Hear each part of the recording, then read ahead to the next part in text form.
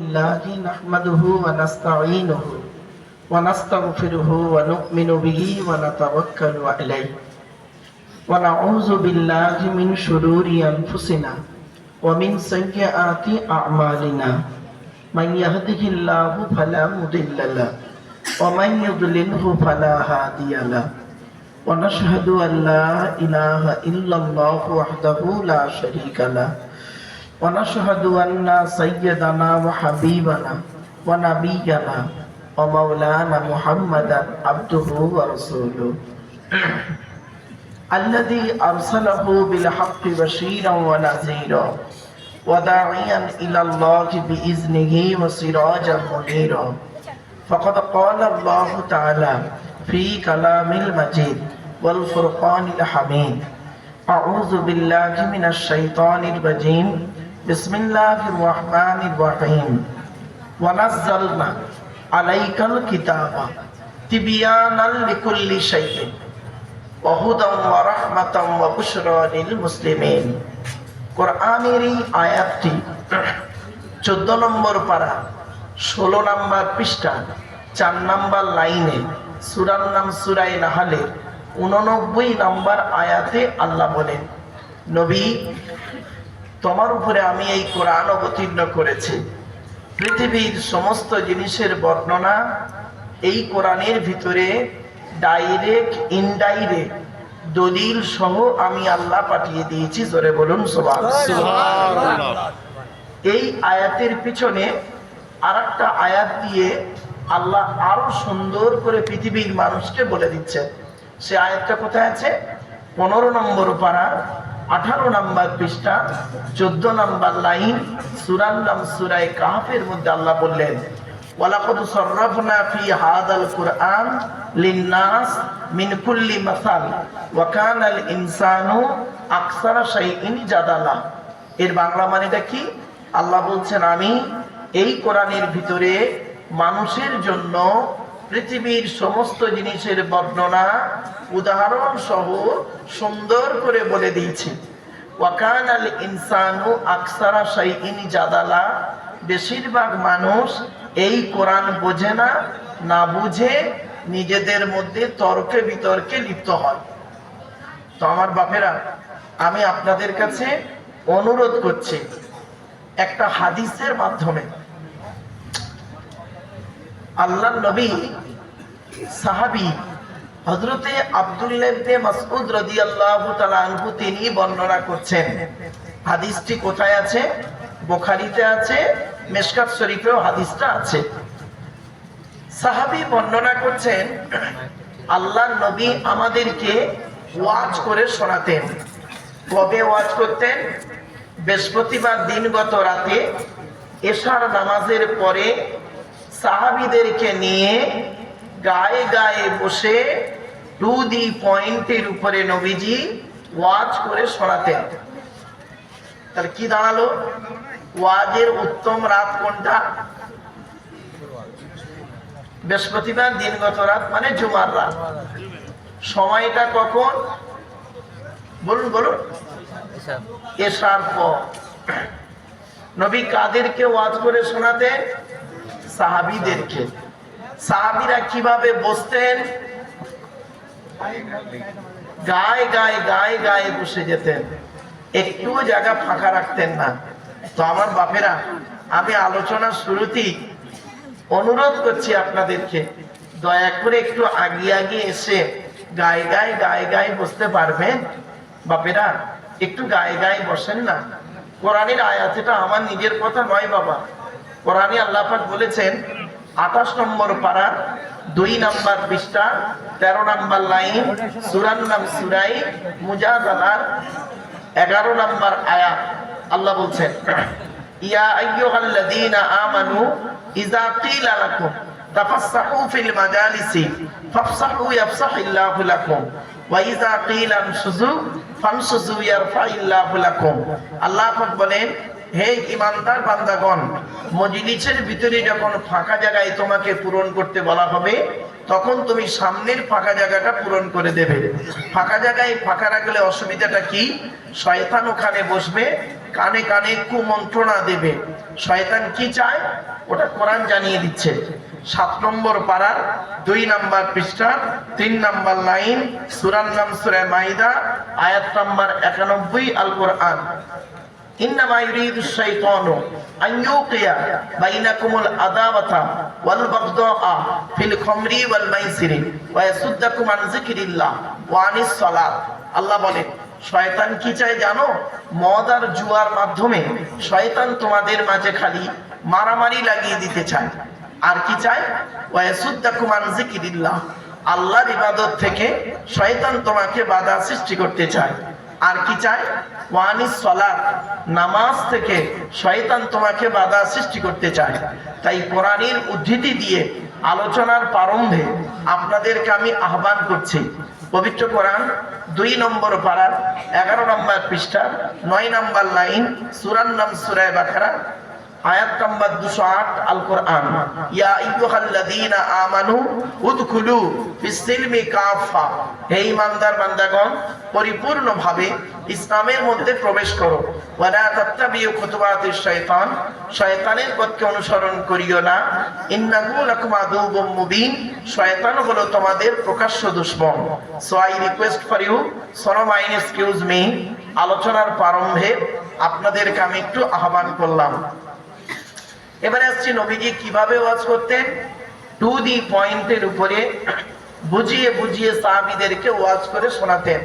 আমার বাপেরা, আমি আপনাদেরকে আলোচনার শুরুতেই বলছি, দয়া করে কোরআন, হাদিস, ইজমা, কিয়াসের কথাগুলি শুনবেন, বুঝবেন, আমল করবেন।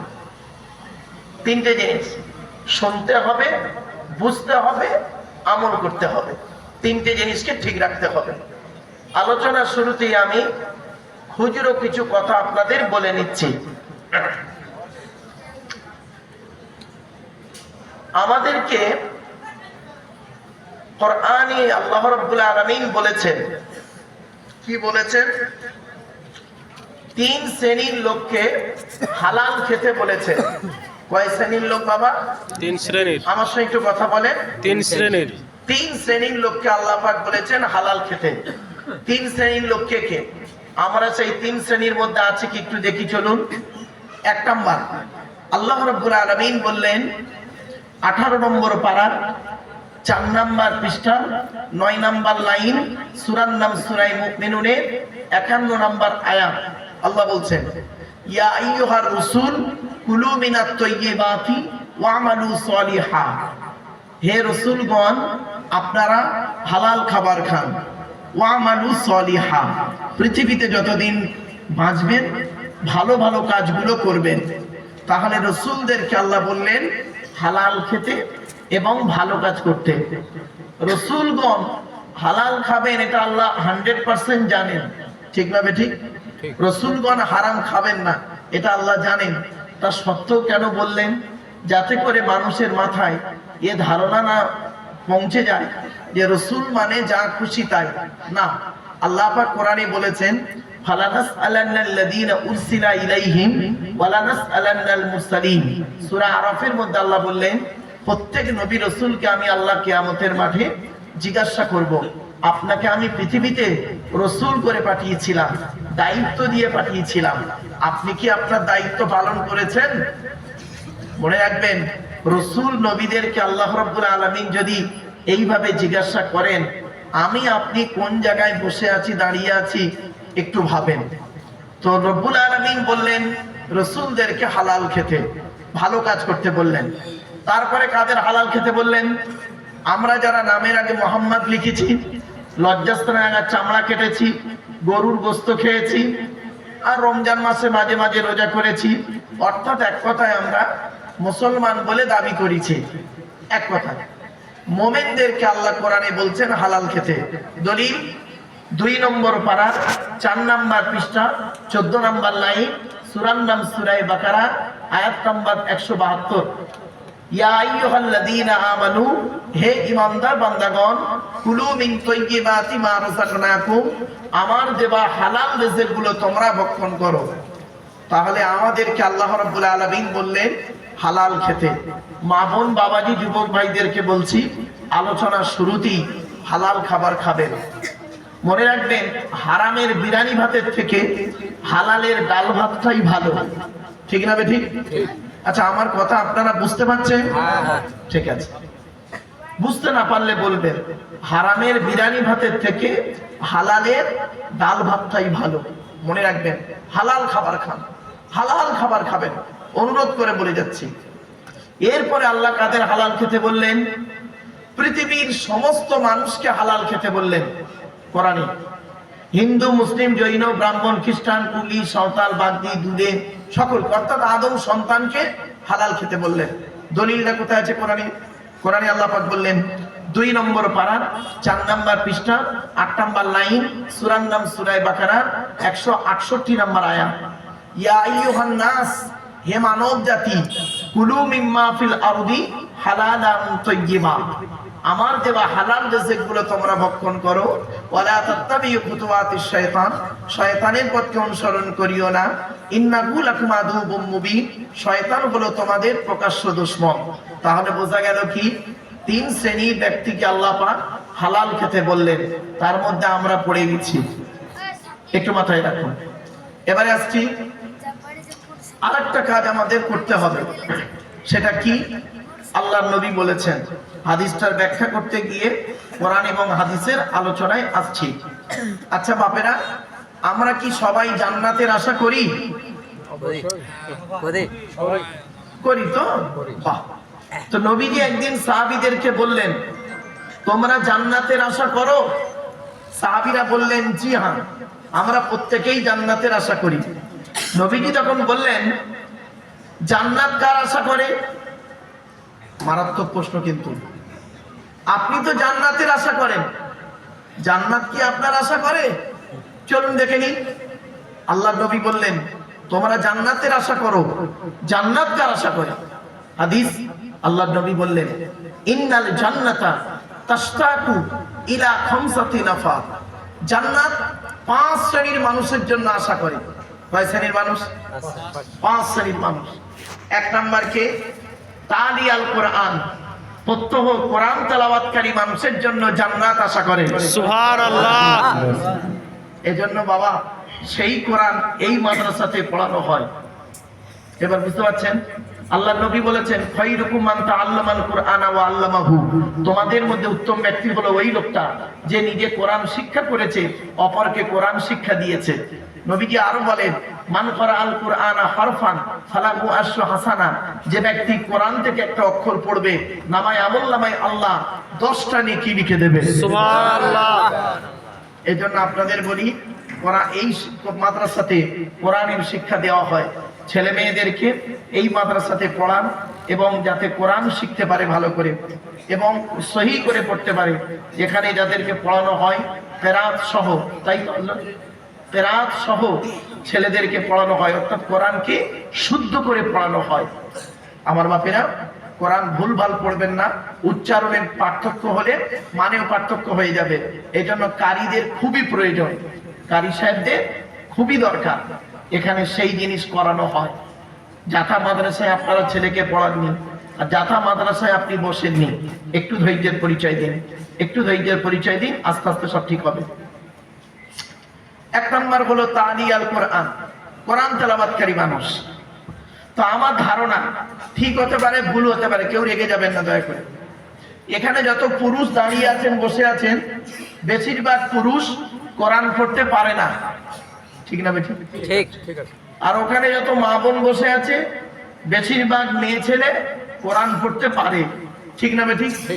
আচ্ছা, এটা কেন হলো বলুন আপনারাই বলুন।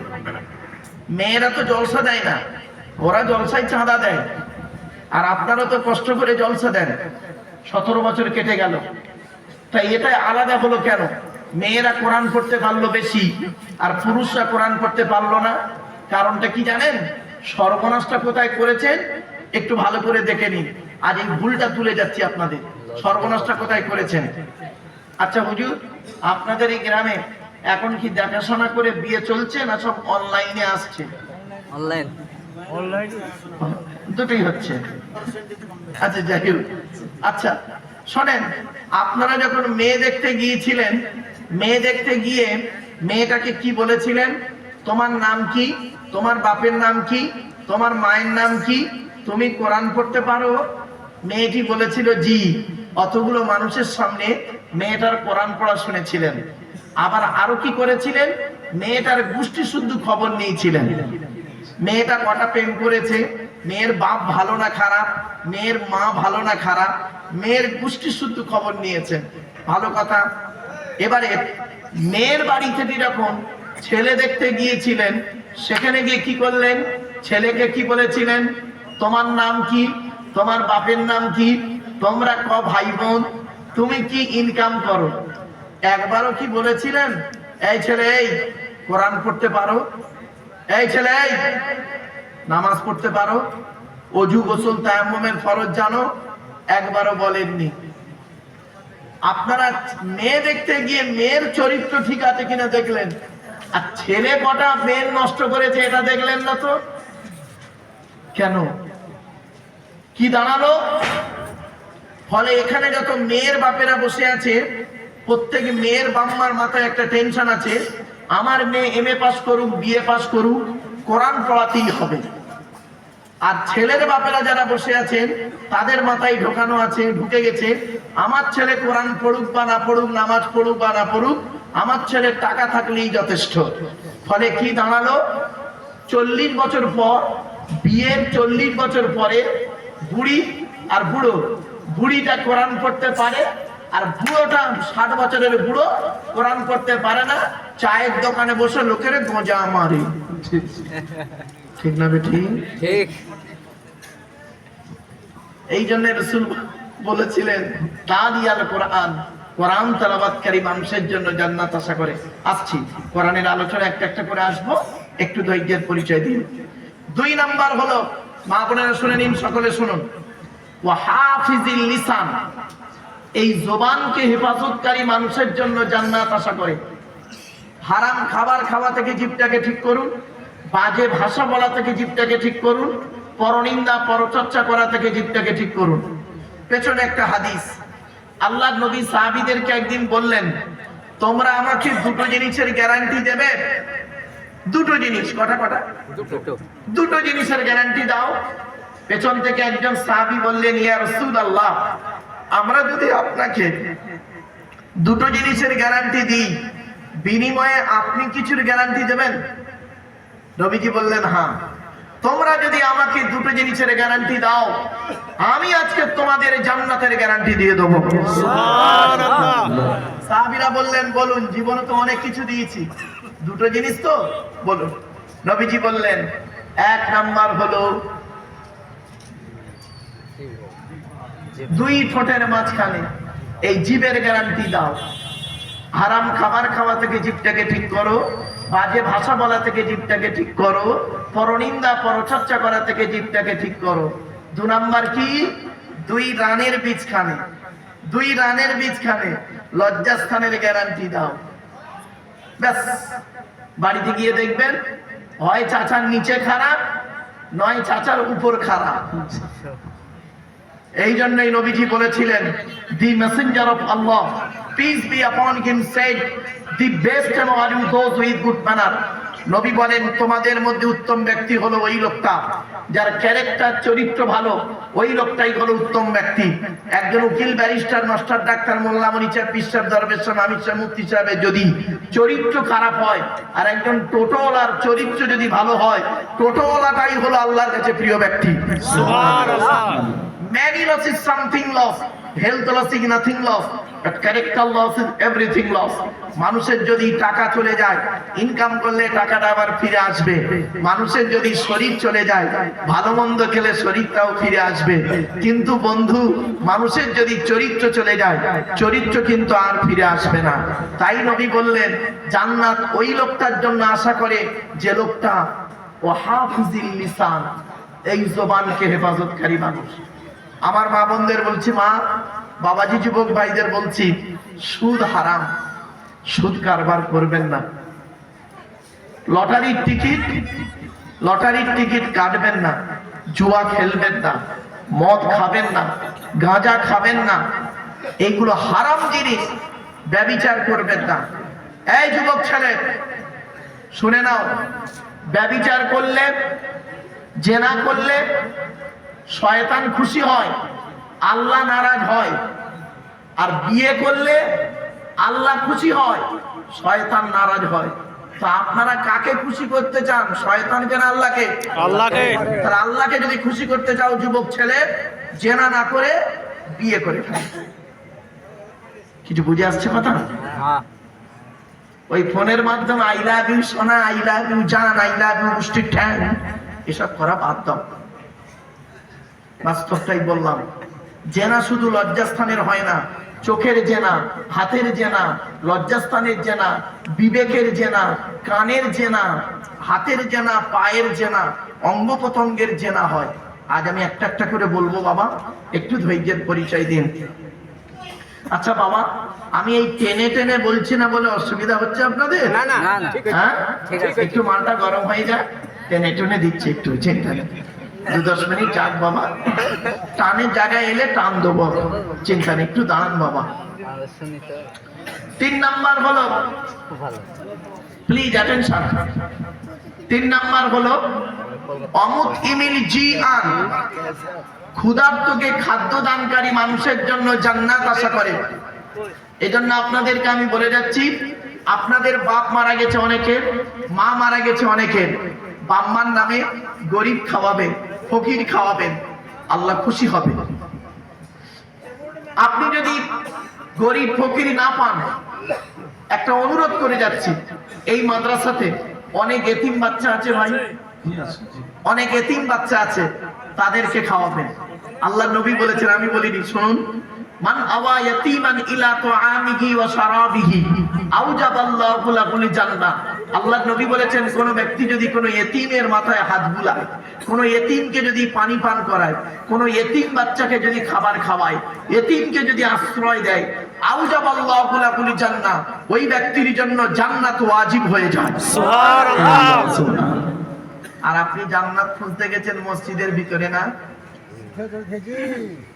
আপনি জান্নাত খুঁজতে গেছেন মসজিদের ভিতরে, আর পাশের গরিব ভাইটা অনাহারে পড়ে আছে। আল্লাহ নবী বলেছেন, মান কানা ইউমিনু বিল্লাহি ওয়াল ইয়াউমিল আখির ফালা ইউজি জারাহু। নবী বলছেন, যে ব্যক্তি 100% ঈমানকে বজায় রাখতে চায়, কিয়ামতের প্রতি ঈমান বজায় রাখতে চায়, সে যেন পাড়া প্রতিবেশীর উপকার করে, তাদের কোনো রকম ক্ষতি না করে। আর আমরা এমন মানুষ বসে আছি, মানে কি বলবো, প্রতিবেশীর ক্ষতি করলে বাঁচি, ঠিক না ঠিক? আল্লাহ নবী বলেছেন, আমার কথা নয়, নবীর কথা শুনে নিন। কোরআনের আয়াত পড়লে নাকি শুনলে নাকি, হাদিস পাক পড়লে নাকি শুনলে নাকি। আল্লাহ রাসূল বলেছেন, আহসিন ইলা জারিকা তাকুম মুমিনান, প্রতিবেশীর উপকার করো, তবেই তুমি মুমিন মুসলমান। আপনি প্রতিবেশীকেই দেখলেন না, পাশের গরিব ভাইটা পড়ে আছে তাকে দেখলেন না, আপনি গালে দাড়ি মাথায় টুপি দিয়ে নামাজ পড়তে গেলেন, ভাববেন বাড়িতে গিয়ে। আরেকটা হাদিস, আল্লাহ নবী বলেছেন, লাইসাল মুমিনুল্লাযী ইয়াসমাউ ওয়া জারহু জাইউন ইলা যামবিহি। আল্লাহ নবী বলেছেন, ততক্ষণ পর্যন্ত তুমি খাঁটি মুমিন হতে পারবে না, আল্লাহ পাক তোমাকে টাকা পয়সা ধন সম্পদ দিয়েছে, আর তুমি আলাউ পোলাও করে খাও, পাশের গরিব ভাইটা অনাহারে পড়ে থাকে, তুমি কোনোদিন খাঁটি মুমিন হতে পারবে না। এজন্য মা বোন বাবাজি যুবক ভাইদের বলি, পাশের বাড়ির মানুষ খেয়েছে কিনা একটু খবর নেবেন। এই হাদিসটা তার সাক্ষ্য বহন করে। অমতি মিলি জি আন, ক্ষুধার্তকে খাদ্য দানকারী মানুষের জন্য জান্নাত আশা করে। পেছনে আরেকটা হাদিস বলে যাচ্ছি, আল্লাহর নবীকে জিজ্ঞাসা করা হলো, সুইলান নবী সাল্লাল্লাহু আলাইহি সাল্লাম আইউল ইসলামে খায়রুন ইয়া রাসূলুল্লাহ, ইসলামের উত্তম কাজগুলো কি কি? নবী তৎক্ষণাৎ বললেন, দুটি। ক্বালা তুতিমুত তুআমা, ক্ষুধার্তকে খাদ্য দান করা হলো ইসলামের উত্তম কাজ। ওয়াতুকরিউ সালামা আলা মান আরাফতা ওয়া মান লাম তারিফ, চেনা হোক অচেনা হোক একে অপরকে সালাম দেওয়া নেওয়া করা, এটা হলো ইসলামের উত্তম কাজ। জোরে বলো সুবহানাল্লাহ। তাহলে জান্নাত আশা করে 5 শ্রেণীর মধ্যে কজন আছি দেখি। 1 নাম্বার কোরআন তেলাওয়াতকারী মানুষ, 2 নাম্বার হলো জবানকে হেফাজতকারী মানুষ, 3 নাম্বার হলো অমতি মিলি জি আন, ক্ষুধার্তকে খাদ্য দানকারী মানুষ, 4 নাম্বার হচ্ছে অমুকসিল উরিয়ান, বস্ত্রহীনকে বস্ত্র দানকারী মানুষের জন্য জান্নাত আশা করে। সুবহানাল্লাহ। অনুরোধ করে বলে যাচ্ছি, আপনাদের এলাকায় এখন অনেক গরিব আছে, নেই বাবা? আচ্ছা আচ্ছা, সব কি ধনী নাকি? না না তাই। শুনে নিন, আপনারা জলসা দিচ্ছেন, দেবেন ভালো জিনিস, চেষ্টা করবেন। আপনারা এতগুলো মানুষ, মাদ্রাসায় কত ছাত্র আছে হুজুর? 50টা। শুনে নিন, অমুসলিম উরিয়ান বস্ত্রহীনকে বস্ত্রদানকারী মানুষের জন্য জান্নাত আশা করে। আপনি আপনার ছেলেকে ঈদের সময় দামি দামি জামা পরান, মেয়েকে দামি দামি জামা পরান, নিজেও পরেন, স্ত্রীকে পরান। আপনি কি জানেন অনেক গরিব বাচ্চারা তারা জামা পায় না, তাদেরকে দেবেন। যদি না পান, মাদ্রাসার অনেক ছেলে আছে গরিব এতিম বাচ্চা, তাদেরকে দেবেন। তারা ওই করবে কি, তারা ওই লুঙ্গি, আপনার দেওয়া লুঙ্গি, আপনার দেওয়া গেঞ্জি, আপনার দেওয়া জামা, আপনার দেওয়া টুপি পরে যখন 5 ওয়াক্ত জামাতে নামাজ পড়বে, আল্লাহর কাছে দোয়া চাইবে, আপনি সওয়াব পাবেন, আপনার বাম্মা কবরে শুয়ে শুয়ে সওয়াব পাবেন। সুবহানাল্লাহ। কি ভাবছেন? আপনারা পারেন না? 50টা ছেলে আছে, 50টা ছেলের জন্য এমনও মানুষ আছে কোটি কোটি টাকার মালিক। যা, আমি 50টা ছেলের 50টা জামা আমি দিলাম, জামার কাপড়ও কিনে দিলাম, পায়জামার কাপড় কিনে দিলাম, 50টা ছেলের গেঞ্জি, 50টা লুঙ্গি দিলাম। অমুক সিলুরিয়ান বস্ত্রহীনকে বস্ত্রদানকারী মানুষের জন্য জান্নাত আশা করে। এই শীত পড়ছে, এই শীত পড়ছে, অনেক মাদ্রাসার ছেলে আছে গরিব, কম্বল কিনতে পারে না। আপনি করলেন কি, আপনার বাপ মারা গেছে, মা মারা গেছে, তাদের নামে 2টো কম্বল কিনে হুজুরকে বললেন, হুজুর আপনার মাদ্রাসার সব থেকে গরিব সন্তানটাকে এই 2টো কম্বল 2টো ছেলেকে দেবেন, আপনার বাম্মা কবরে শুয়ে শুয়ে সওয়াব পাবে। সুবহানাল্লাহ। আমি বলিনি, রাসূলুল্লাহর হাদিস। আল্লাহ নবী বলেছেন, মানুষ মারা যায়, মানুষ মারা যায়, আমলের দরজা বন্ধ হয়ে যায়, 3টে দরজা খোলা থাকে। সাদাকাতুন জারিয়া, পৃথিবীতে যদি কোনো দান খয়রাত করে যায়, কবরে শুয়ে শুয়ে সওয়াব পাবে। 2 নাম্বার, আও ইলমিন ইনতাফাউ বিহি, পৃথিবীতে যদি দ্বীনি বিদ্যা রেখে যায়, তার দ্বীনি বিদ্যা থেকে মানুষ যদি উপকৃত হতে পারে, কবরে শুয়ে শুয়ে সওয়াব পাবে। 3 নাম্বার হলো আও ওয়ালাদিন সালিহিন ইয়াদকুলাহু, পৃথিবীতে যদি নেক সন্তান জন্ম দিয়ে যায়, আর নেক সন্তান যদি আল্লাহর কাছে দোয়া চায়, ওই বাম্মা কবরে শুয়ে শুয়ে সওয়াব পাবে। সুবহানাল্লাহ। বাস্তব কথা বলছি বাবা, আপনি কেন পারেন না? অবশ্যই পারেন। আল্লাহ নবীর কাছে একজন যুবক ছেলে এসে বলছে, শুনে নিন হাদিসগুলো, খালি একটা হাদিসের পিছনে কতগুলো হাদিস আসছে দেখুন। আল্লাহ নবী বললেন, একজন যুবক ছেলে নবীর কাছে এসে বলছেন, ইয়া রাসূলুল্লাহ, ইয়া রাসূলুল্লাহ, আমি যুদ্ধের ময়দানে গিয়েছিলাম। মা বোনেরা শুনে নিন, একজন যুবক ছেলে এসে বলছেন, ইয়া রাসূলুল্লাহ, আমি যুদ্ধের ময়দানে গিয়েছিলাম, এসে দেখছি আমার মা মারা গেছে, আমি এখন কি করতে পারি বলুন? মায়ের জন্য মরে তো গেছে, মাটি হয়ে গেছে, আমি এখন কি করতে পারি? নবীজি বললেন, শোনো, তুমি তোমার মায়ের জন্য 2টো কাজ করো।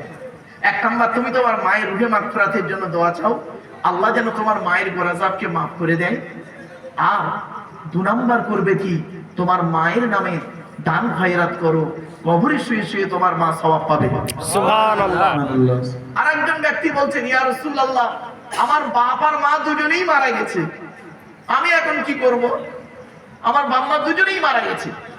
নবীজি বললেন, শুনে নিন, মান যারা কবরা আবাওয়াইহি আও আহাদিহিমা ফি কুল্লি জুমআতিন গুফিরা লাহু ওয়া কুতিবা লাহু বারআ। নবী বলেন, জুম্মার দিনে যদি কোনো ছেলে তার বাপ আর মায়ের কবরটা একবার জিয়ারত করে, ছেলের দোয়ার ওসিলায় বাম্মার কবরটাকে আল্লাহ পাক আলোয় আলোকিত করে দেন। সুবহানাল্লাহ। কেউ রাগ করবেন না, অনেকের বাম্মা মরে গেছে, বাবা জিয়ারত করেছেন, হ্যাঁ, শুক্রবারে বাপের কবর জিয়ারত করেন? নিজের বাপের কবর জিয়ারত করো না তুমি? শুক্রবারে জুম্মার দিনে বাম্মা মরে গেছে, বাবার কবর জিয়ারত করো না? বছরে একবার জিয়ারত করো কেন? আল্লাহ রাসূল বলেছেন, প্রতি জুম্মাবারে তুমি তোমার বাম্মার কবরটাকে জিয়ারত করবে। জিয়ারতুল কুবুরের হাদিস আছে বাবা, জানা নেই তাই উল্টো পাল্টা বলে। খবরদার কারোর কথায় কান না দিয়ে বাবা, আমি হাদিস থেকে কথাগুলো বলে যাচ্ছি, কবর জিয়ারত করবেন। রাসূল বলেছেন, যত বেশি বেশি করে কবর জিয়ারত করবে, তত ফাইন্নামা তুযাক্কিরুল মাউত, মরণের কথা তত বেশি স্মরণ করবে। এজন্য অনুরোধ করে বলে যাচ্ছি, যাদের বাম্মা মরে গেছে কবর জিয়ারত করবেন, যাদের বাম্মা বেঁচে আছে তাদের জন্য দান খয়রাত করবেন। অমুক সেলুরিয়ান বস্ত্রহীনকে বস্ত্রদানকারী মানুষের জন্য জান্নাত আশা করে।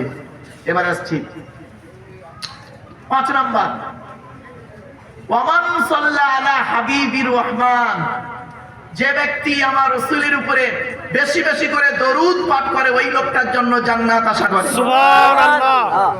বাপেরা, নবীর উপরে বেশি বেশি করে দরুদ পাঠ করবেন। আল্লাহ রাসূল বলেছেন, যে মজলিসে আমার উপরে দরুদ পাঠ করা হয় না, সালাম পাঠ করা হয় না, দরুদ ও সালাম আমার উপরে পাঠ করা হয় না, ওই মজলিসে বরকত হয় না। বাস্তব কথা বলে গেলাম আপনাদেরকে। রাসূলের উপরে দরুদ পাঠ করবেন বেশি বেশি করে। কোরআনের দলিল আছে, হাদিসের দলিল আছে। কোরআনের দলিল দেখি 22 নম্বর পারা 5 নম্বর পৃষ্ঠা 6 নম্বর লাইন, সূরার নাম সূরা আযম আয়াত নম্বর 56। ইয়া আইয়ুহাল্লাযীনা আমানু, হে ঈমানদার বান্দাগণ, সাল্লু আলাইহি, তোমরা নবী মুহাম্মদের উপরে দরুদ পেশ করো, ওয়া সাল্লিমু তাসলিমা, এবং নবীর প্রতি আন্তরিকতার সঙ্গে সালাম প্রেরণ করো। এছাড়া হাদিসগুলো কি? আল্লাহর নবী বলেছেন, মান সাল্লা আলাইহি ওয়াহিদাতান সাল্লাল্লাহু আলাইহি আশারা, যে ব্যক্তি আমার উপরে একবার দরুদ শরীফ পড়বে, নামায় আমলনামায় আল্লাহ 10টা নেকি লিখে দেবে। সুবহানাল্লাহ। আমি বাবা এখন একবার আপনাদেরকে দরুদ শরীফ পড়াইনি, আমি এই হাদিসটাকে বলে আপনাদেরকে দরুদ শরীফ পড়ানোর জন্য অনুরোধ করছি। একবার উচ্চ আওয়াজে নবীর উপরে দরুদ। আল্লাহুম্মা সাল্লি আলা, জোরে জোরে, سيدنا